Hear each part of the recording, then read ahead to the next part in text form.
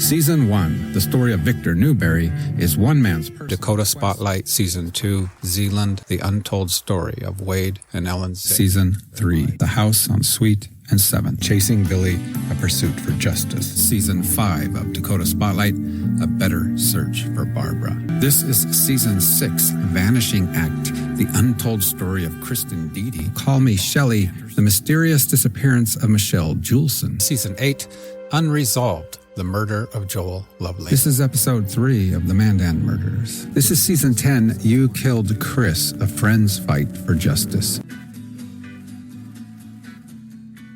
Hey everyone, it's James here. Can you believe it? We've reached a major milestone with 10 full seasons of Dakota Spotlight.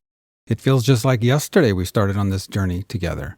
Your support has been incredible, and I couldn't have done it without you. Thank you all so much for listening, for your encouraging reviews, ratings, and comments on Facebook, and, well, just everything else.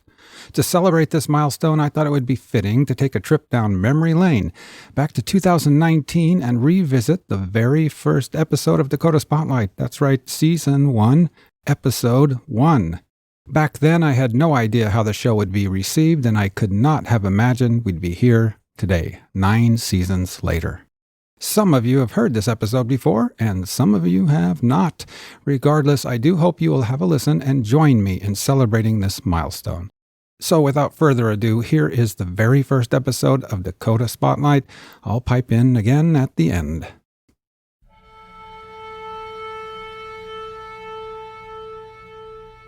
Did you write about it in the paper at all?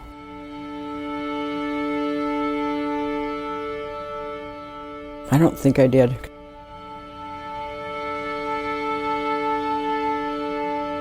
There's things in a little town you just kind of leave alone.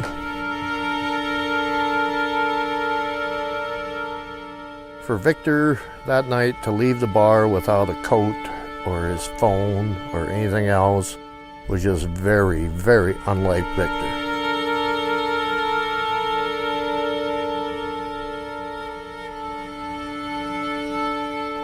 And that's just a mystery to everybody in this town.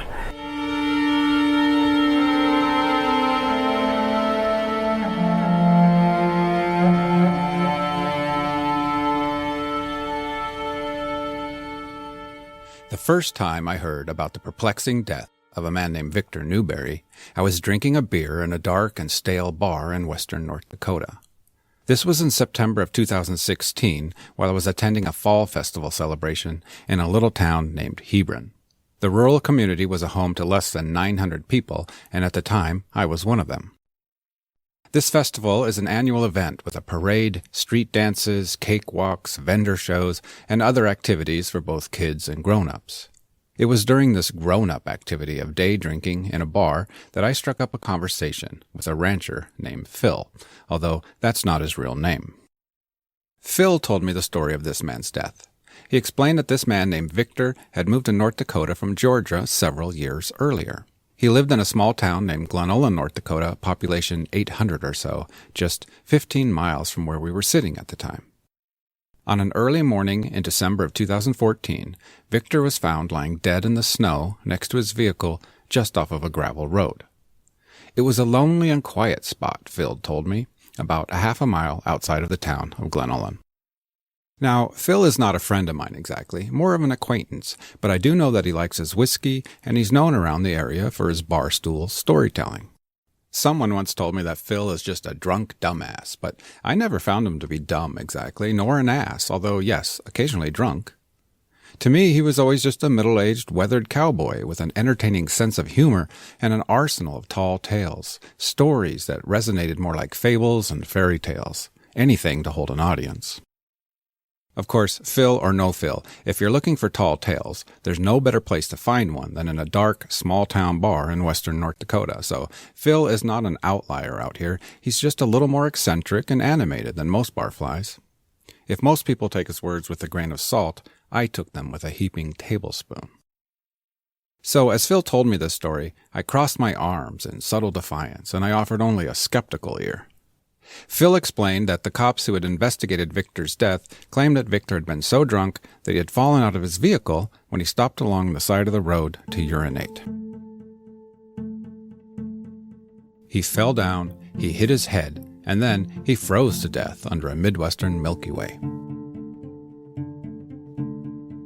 But here's the thing, Phil told me. That's a bunch of crap, and everybody knows it.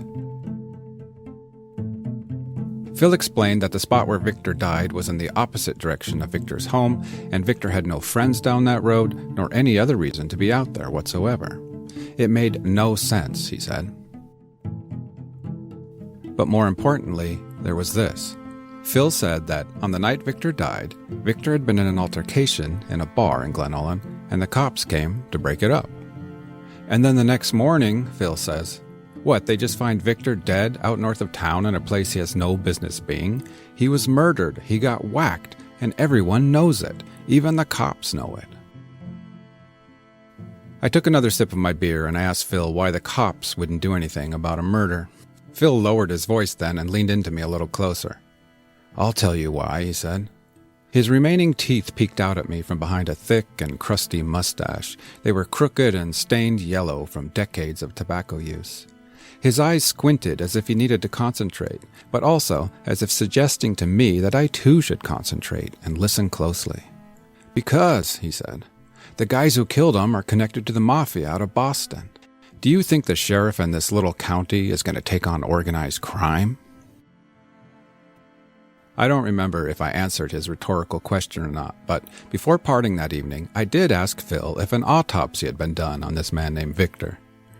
I'm not even sure why I asked him at that point, because a part of me wondered if this guy Victor was even a real person in the first place, and I doubted that anyone had died outside of Glen Ullin in this fashion. It was all Phil fairy tale to me at that point.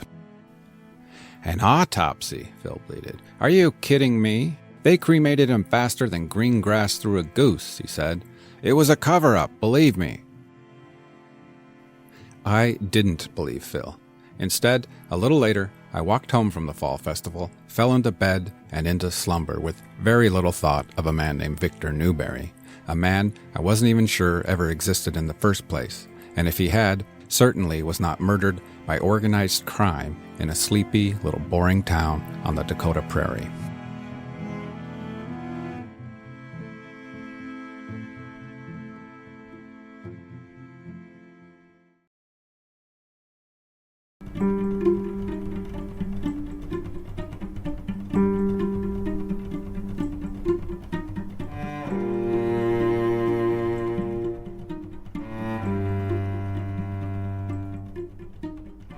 In the morning, though, armed with a mug of coffee and a smidgen of curiosity, I searched the internet quickly, and I did find 2 or 3 brief articles about this man's death. Phil had at least managed to get some of the facts right. Victor was a real person, and yes, he had died. But despite what Phil thought, an autopsy had been performed. The Bismarck Tribune had this to say about the event. Morton County Sheriff Kyle Kirchmeyers ruled out foul play as a cause of death for 51-year-old Victor Newberry of Glen Ullin, found dead outside his vehicle on December 27th.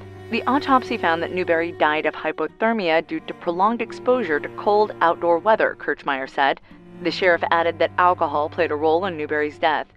The case has been officially classified as an unattended death and is closed, Kirchmeyers said.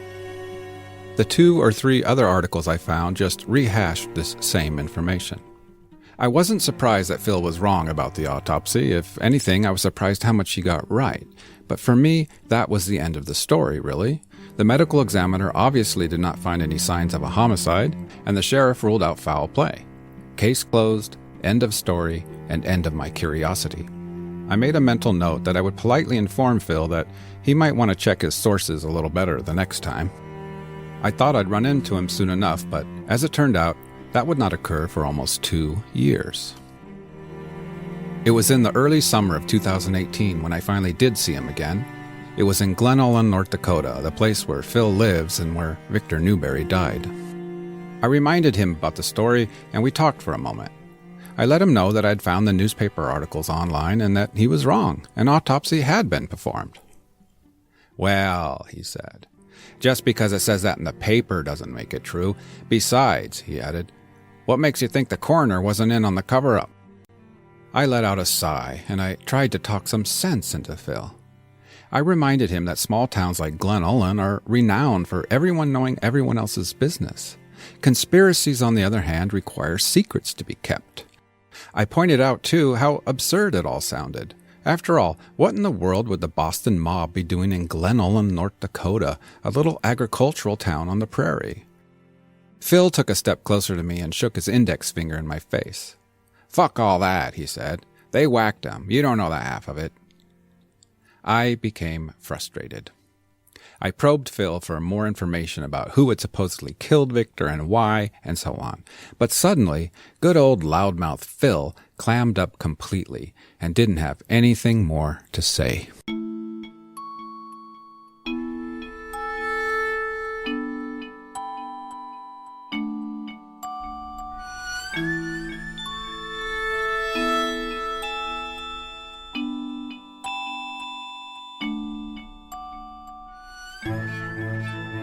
During the following days and weeks, I started to think about this man named Victor Newberry.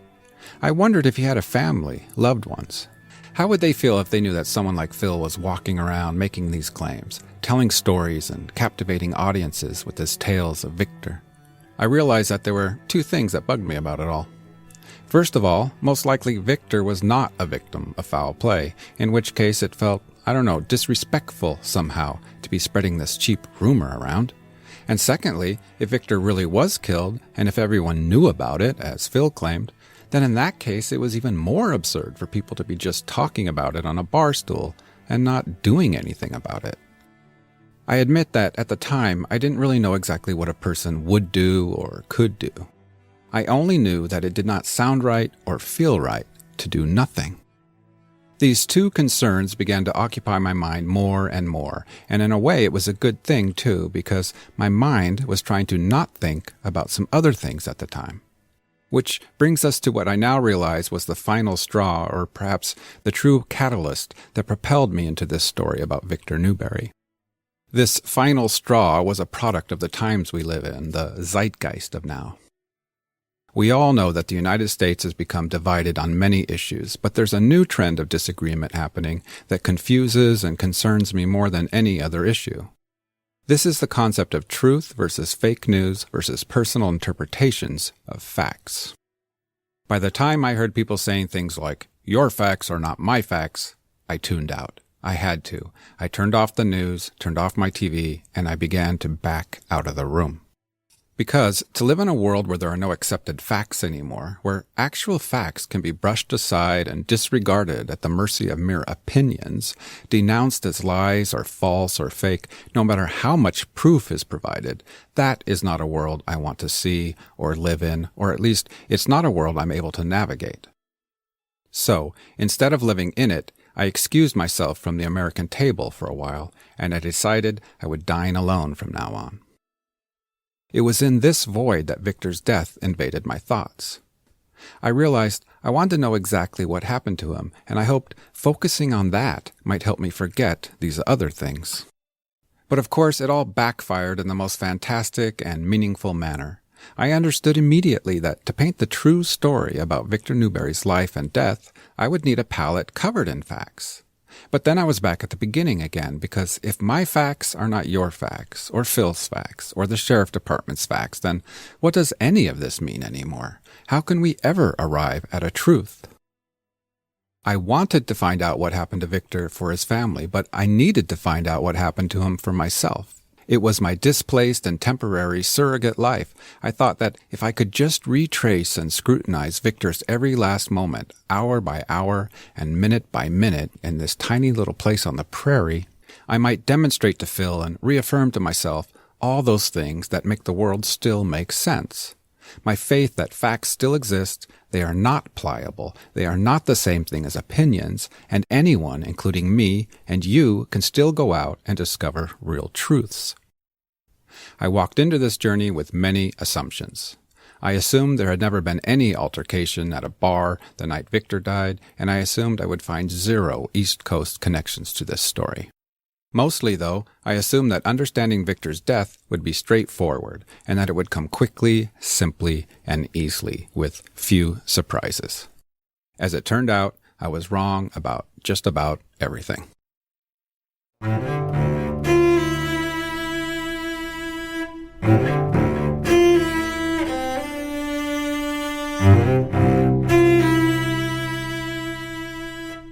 You're listening to Dakota Spotlight, real stories from the true North. Season 1, the story of Victor Newberry, is one man's personal quest to explain another man's perplexing death. What happened exactly to Victor Newberry of Glen Ellen, North Dakota, found dead next to his vehicle in December of 2014? My name is James Woolner. Music by Julia Kent. Visit dakotaspotlight.com for more information, suggest stories for future seasons, submit tips and questions, see photographs, and sign up for the newsletter.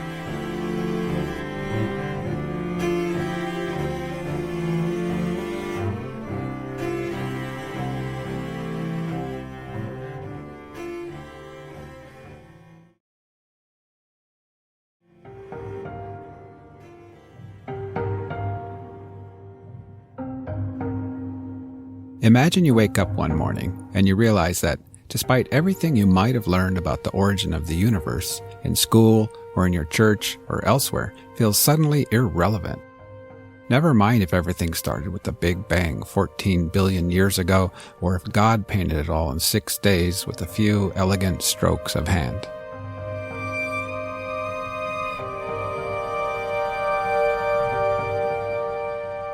Imagine that the full history of the world feels far away for you, and instead, all you can think about is a minuscule sliver of time, a lousy 600 minutes or so, just those 10 last hours of a man's life, a man you never met or knew, and yet you now cannot forget.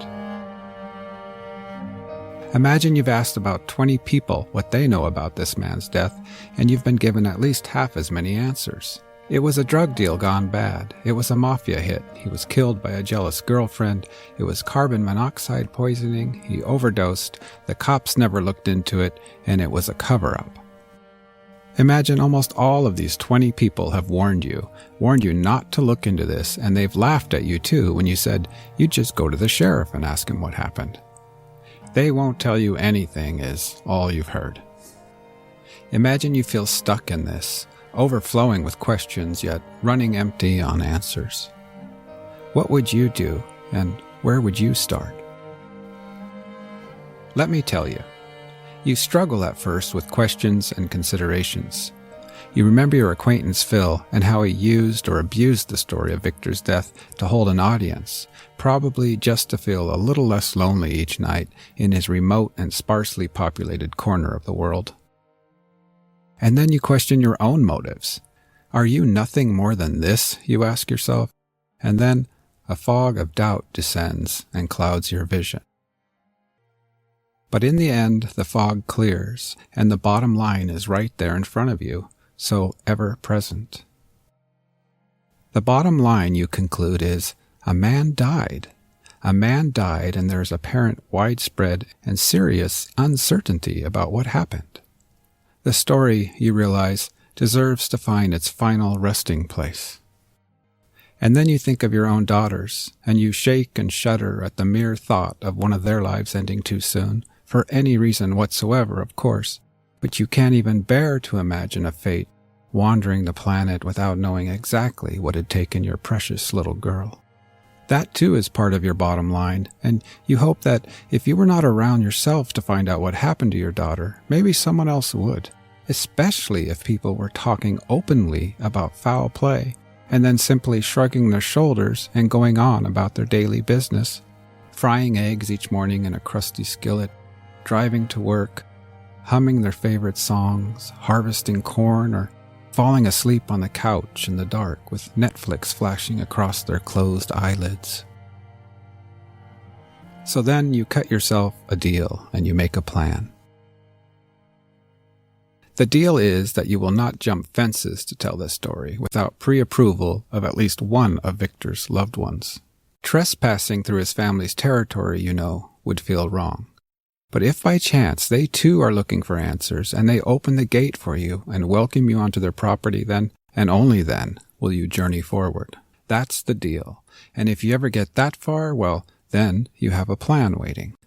The plan is to start with the autopsy because, in a way, you think the autopsy is the master key to the puzzle, and it will tell you how Victor died, and everything will come together neatly and cleanly and quickly, all at once.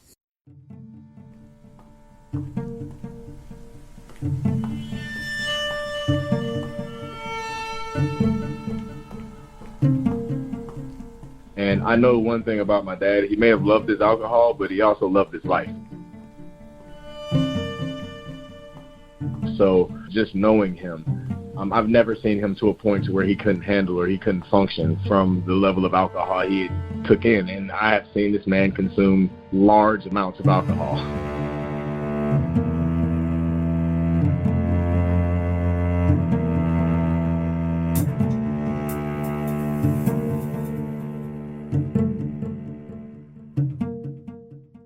I once heard a detective say on TV that Facebook was the best tool to ever come along for law enforcement investigations.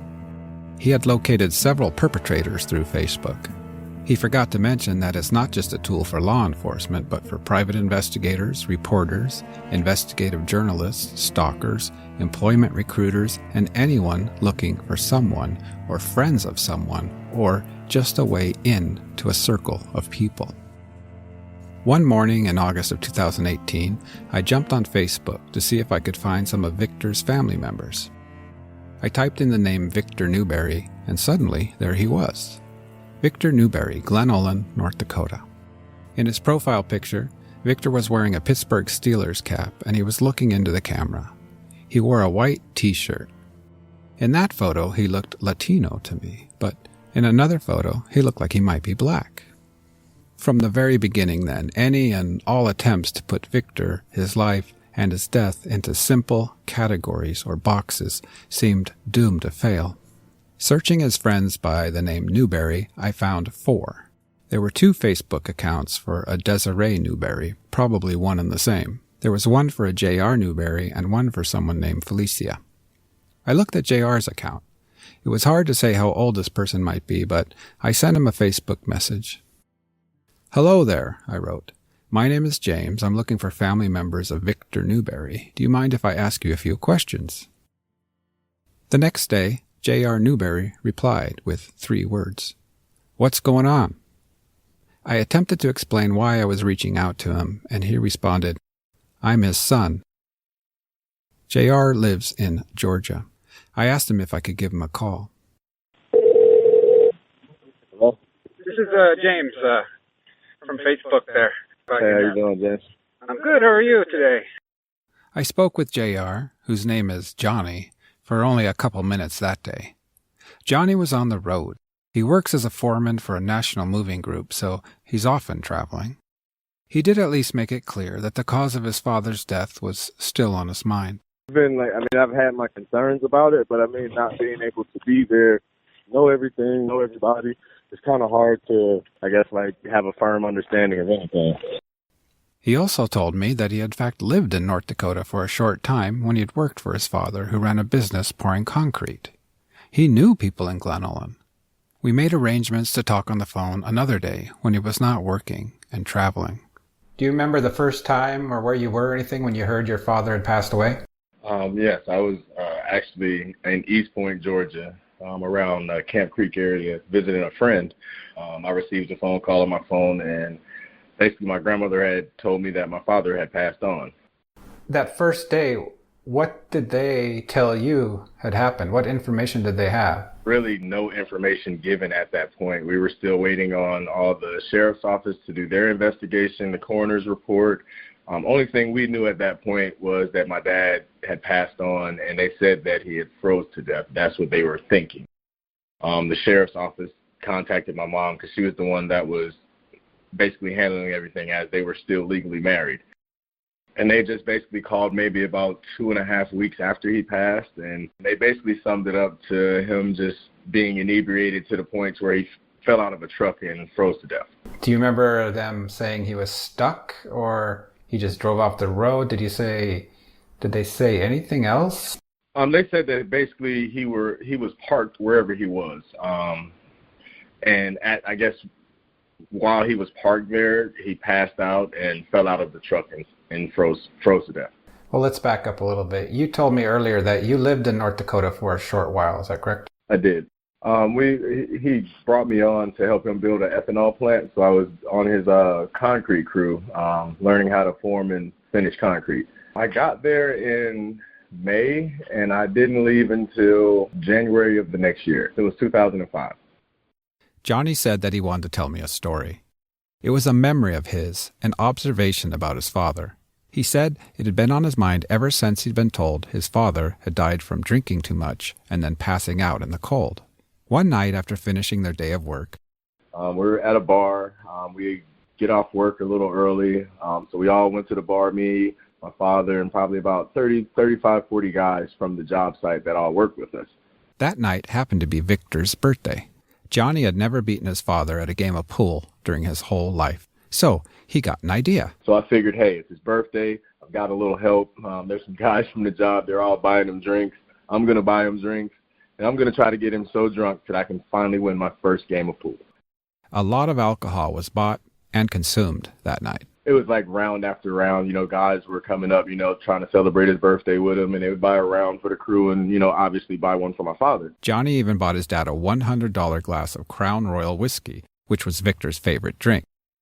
They come out with like this super tall glass full of Crown Royal, and he was just ecstatic. But his plan didn't work. No matter how much alcohol my father consumed that night, it just seemed as if it was the exact opposite. The more he drank, the better he shot. So needless to say, I never got my win. To be honest with you, I've watched my father drink from sun up to sundown, and I've never seen him in a position to where he could not physically function for himself.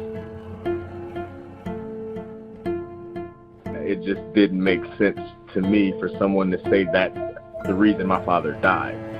He was too inebriated to control himself and pick himself up. And I know one thing about my dad. He may have loved his alcohol, but he also loved his life. I wasn't physically there, but just knowing him, I've never seen him to a point to where he couldn't handle or he couldn't function from the level of alcohol he had took in. And I have seen this man consume large amounts of alcohol. Dakota Spotlight will be back in a moment.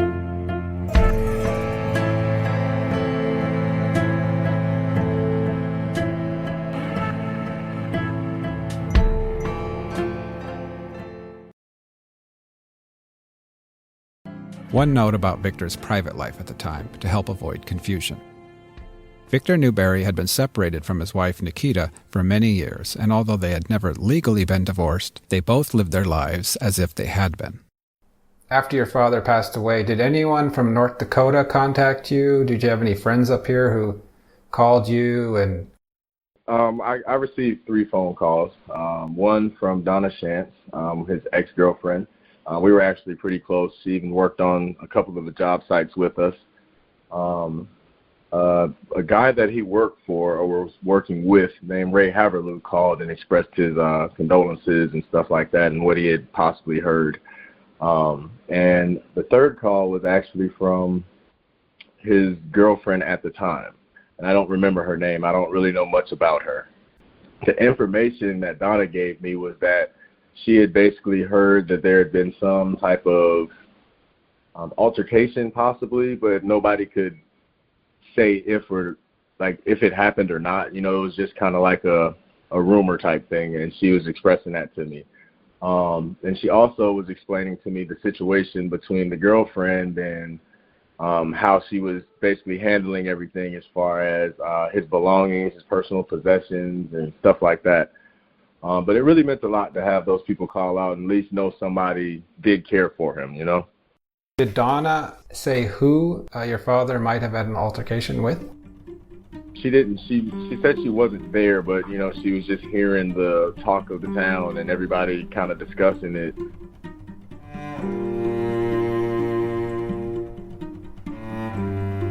Do you feel like you have a satisfactory answer for how your father died? Realistically, no, I don't. Based on what they're saying, I honestly, it didn't give me any type of closure, and I didn't believe that's how my father really passed.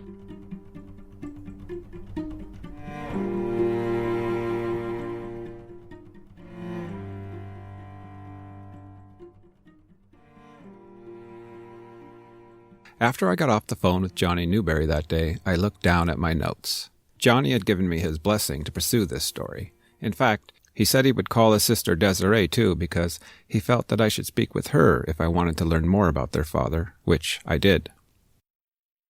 The deal I'd made with myself was that I would not tell this story without his loved one's support, and now suddenly I had it.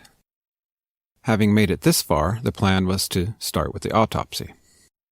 During that conversation, Johnny told me he had never seen the autopsy report himself, and he didn't have a copy. We discussed getting our hands on one. In fact, I had already looked into it and discovered that a North Dakota law, specifically ND Century Code 230105.5, states that requests for autopsy reports may only be granted to specific individuals or organizations and under certain circumstances. For example, an insurance company, upon proof that the deceased's life was covered by a policy issued by the company if there is no active criminal investigation. Or a physician or hospital who treated the deceased immediately prior to death and there is no active criminal investigation. And then the Food and Drug Administration, the National Transportation Safety Board, the Occupational Safety and Health Administration, and any other federal or state agency with authority to obtain an autopsy report to investigate a death resulting from the decedent's type of injury or illness. And finally, the decedent's personal representative, and to the decedent's spouse, child, or parent upon proof of the relationship, if there is no active criminal investigation. That part about if there is no active criminal investigation seemed to be key. And according to the newspaper articles I had read, Victor's case was officially closed. And Johnny Newberry is, of course, Victor's child, so it seemed we had a good chance of getting a hold of the autopsy report. On that call, I gathered his home address, his father's birth date, which was October 27th, 1963, and some other information, and jotted it down on my notebook. I submitted the request right away, a simple online form at the North Dakota State Medical Examiner's website. I punched in Johnny's info form, hit the send button, and then we prepared ourselves for weeks, or maybe even months, of waiting.